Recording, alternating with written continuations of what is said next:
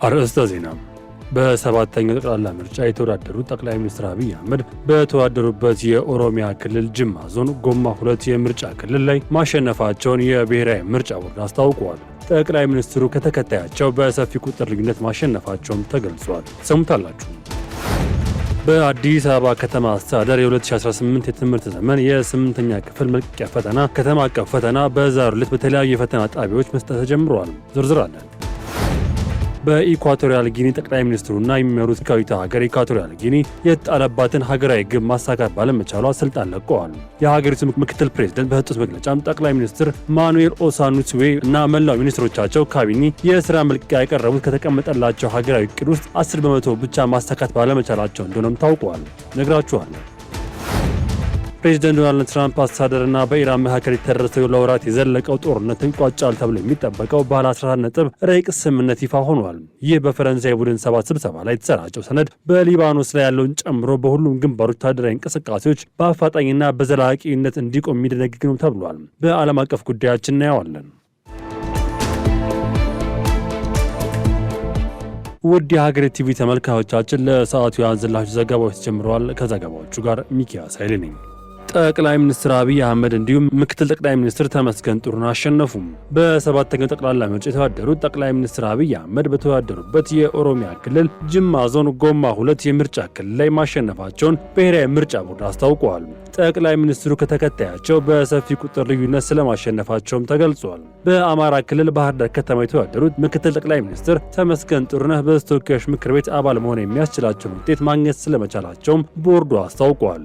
የኢትዮጵያ ብሔራዊ ምርጫ ቦርድ በሁሉም የምርጫ ክልሎች ውጤት በምርጫ ክልል ደረጃ ተለጥፎ መጠናቀቁንም ገልጿል። ቦርዱ ባለፉት ቀናት በአጠቃላይ 723 የምርጫ ክልል ውጤቶችን በቦርዱ መረጋገጡንም አስታውቋል። ምርጫ ከተደረገባቸው 1139 የምርጫ ክልሎች የ723 የምርጫ ክልል ውጤቶች ሲረጋገጥ 253 የምርጫ ክልል ውጤቶች በማረጋገጥ ስራቸው ተጠናቆ ወደ ቦርዱ የመረጃ ቋት እየገቡ ስለመሆኑን የብሔራዊ ምርጫ ቦርድ ሰብሳቢ መላትወርቅ ኃይሉ ገልጸዋል። ቦርዱ ከዚህ በፊት ቅሬታ ቀርቦባቸው ያላቸው 120 የምርጫ ክልል ላይ ውሳኔ መስጠቱን ገልጿል። ተጨማሪ 9 የምርጫ ክልል ላይ ቅሬታ መቀበሉን ማስታወቁ 86 የሚሆኑ ቅሬታዎች መፍትሄ ስለማግኘታቸውም ቦርዱ ገልጿል። ቀሪዎቹ 43 ቅሬታዎች ደግሞ በዛሬው ዕለት ውሳኔ እንደሚሰጣቸውም ገልጿል። የብልጽግና ፓርቲ ከሰሞኑን ከተገለጹ የምርጫ ውጤቶች በበርካቶቹ አካባቢዎች ማሸነፍ ስለመቻሉ የብሔራዊ ምርጫ ቦርድ ቴክኒካል አማካሪ አርማዬ አሰፋ ገልጸዋል።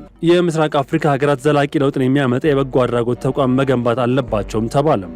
በዓለም አቀፍ ደረጃ ያለውን የድጋፍ መቀዛቀዝ ተከትሎ የኢትዮጵያን ጨምሮ የምስራቅ አፍሪካ ሀገራት ዘላቂ ለውጥን ለማምጣት የሚያስችል የበጎ አድራጎት ተቋም መገንባት እንዳለባቸውም ጠቁመዋል።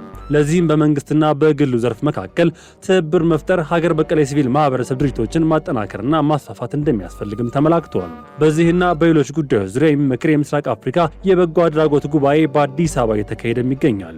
በጉባኤው ከሰሃራ በታች ያሉ የአፍሪካ ሀገራት የሚገጥማቸውን ችግሮች፣ እየተፈጠሩ ያሉ አዳዲስ ለውጦች፣ በቀጠናው ዘላቂ ልማት ማምጣት ላይ ያተኮሩ ውይይቶች የሚካሄዱበት መሆኑም ተነግረዋል። ጉባኤው በቀጠናው የሚገኙ የበጎ አድራጎት ተቋማት ዘላቂ ገቢ ማግኘት በኩል የሚገጥማቸውን ችግሮች የሚለዩበት፣ ሀገራት በጋራ ለመስራት ለውጥ ለማምጣት አስፈላጊውን የሆነውን የበጎ አድራጎት አቋማቸውን የሚያጠናክሩበት እንደሆነም ተገልጿል። ትናንት ረቡዕ የጀመረውና ለ3 ቀናት ቆይታ የሚያደርገው ጉባኤ ከ30 በላይ ሀገራት የተውጣጡበት ተሳታፊዎች እያካተተም ነው ተብሏል። በምርምር ላይ የተመሰረተ የፍልሰት አስተዳደር እንዲጠናከር ተጠየቀ። ውጤታማ የፍልሰት አስተዳደር ለመፍጠር አስተማማኝ የሆነ ምርምር በማካሄድ ጥራት ባለው መንገድ መረጃዎችን በመሰብሰብ ትክክለኛ ትንተና መስራት እንደሚገባም ተገልጿል።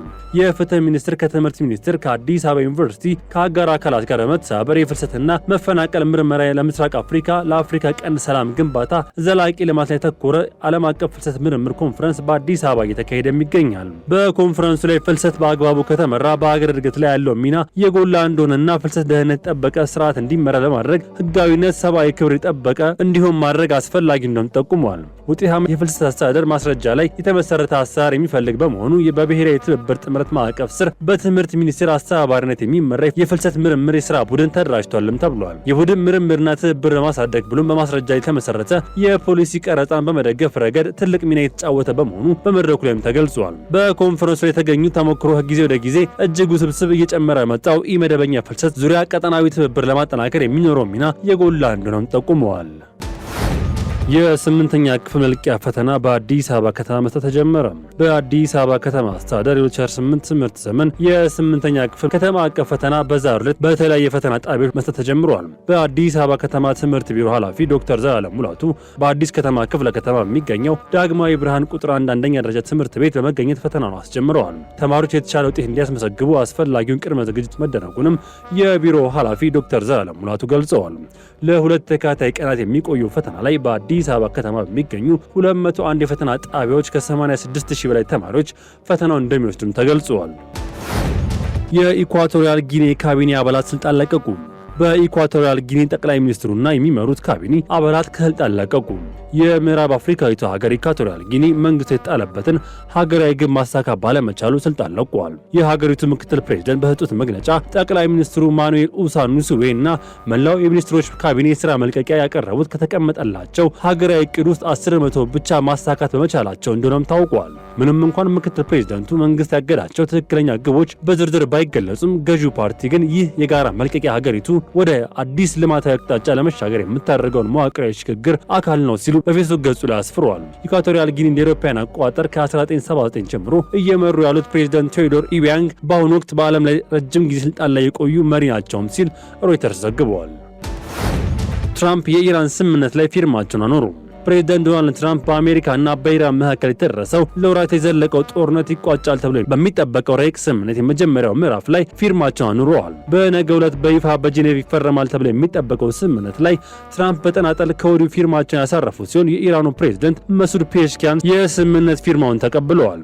ፕሬዝዳንት ትራምፕ ለምን ጦርነት እንደቋጩ በጋዜጠኞች ሲጠየቁም አሜሪካ በኢራን ላይ የምትፈጽመው ጥቃት ባታቆም ኖሮ ምናልባትም በ4 ሳምንታት ውስጥ የነዳጅ ክምችት ተሟጦ ሊያልቅ ይችል እንደነበርም አምነዋል። በአዲሱ ስምምነት መሰረት ዋሽንግተን በኢራን ላይ ጣለችውን የባህር ላይ እገዳ በ30 ቀናት ውስጥ የምታነሳ ሲሆን ለኢራን መልሶ ግንባታ ኢኮኖሚያዊ ልማት የሚውል ቢያንስ $300 ቢሊዮን የሚገመት ፈንድ ከቀጠናዊ አጋሮች ጋር ሆና ለማቋቋም ቃልም ገብታለች። በምላሹም ቴህራን የኒውክሌር መሳሪያ ለማምረት በድጋሚ በማረጋገጥ የሆርሙዝ ባህር ሰረጥን ንግድ መርከቦች ክፍት ለማድረግ ተስማምታለች። በተጨማሪም አሜሪካ የታገዱ የኢራን ገንዘብ ሀብቶችን ለመልቀቅ ሁሉም አይነት ማዕቀቦች ለመሰረዝ መስማማቷንም በሰነዱ ተመላክቷል። ይሁን እንጂ ኢራን ውሉን ካልተገበረች ግን ዳግም ቦምብ መጣል እንደሚጀምሩም ፕሬዝዳንት ትራምፕ አስጠንቅቀዋል። ይፋዊ ፊርማው ስነ ስርዓት በመጪው ወር በስዊዘርላንድ ይካሄዳል ተብሎ ቢጠበቅም አሁን በሊባኖስ ያለው እስራኤል ጥቃት መቀጠል ለስምምነቱ ስኬታማነት ትልቅ እንቅፋት ሊሆን እንደሚችል ተሰግቷል ሲል ኤንቢሲ ኒውስ ዘግበዋል።